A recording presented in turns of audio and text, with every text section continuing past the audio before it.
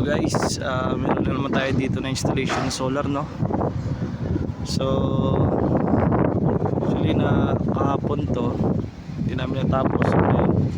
Natapos na namin, no? Bali 12 pieces na solar panel na mono crystalline, no? Ang ano niya 550 watts. Ayun, no? Yun. So kakatapos lang namin dito sa taas. Ayun. Hindi pa namin na-energize to. Bali itong pinakalas niya is positive dito, guys. Gagawin ko bali dalawang string tong ginawa ko. So ito isang string 1 and then string 2 to sa kabila. Yung pagbaba doon, apat na wire, no? Doon papasok sa inverter natin, no?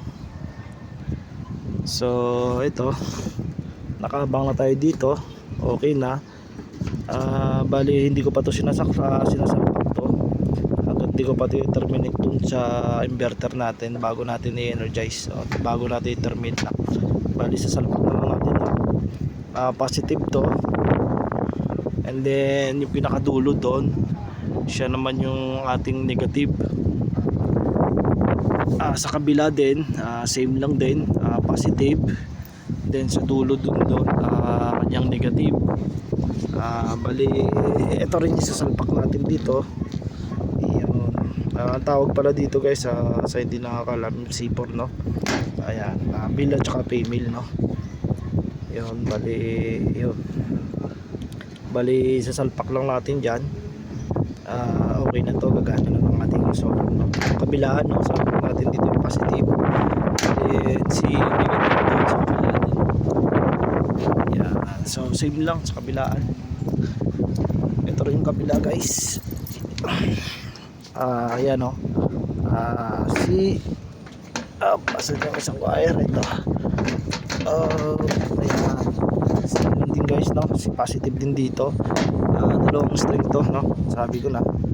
Ayun, so mamaya na natin ito sasalpak para save tayo. Okay, inverter pa rin ito, guys, is 6 kilowatts, 6,000 watts, no? Kaya meron siyang 500 watts, no? Rated ng ating solar panel. Ayan.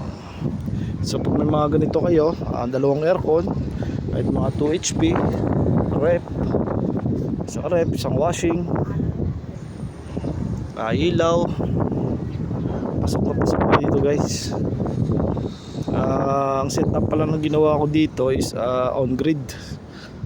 So wala siyang battery, nakabase lang siya sa kanyang solar panel, and then nakapasok pa rin si grid after gabi na.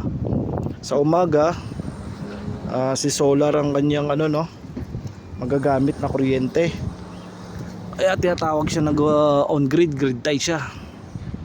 Ayun. Okay, and then nandito na yung tubo niya, binabaw na namin dito. Yun, hanggang pababa. So ayan.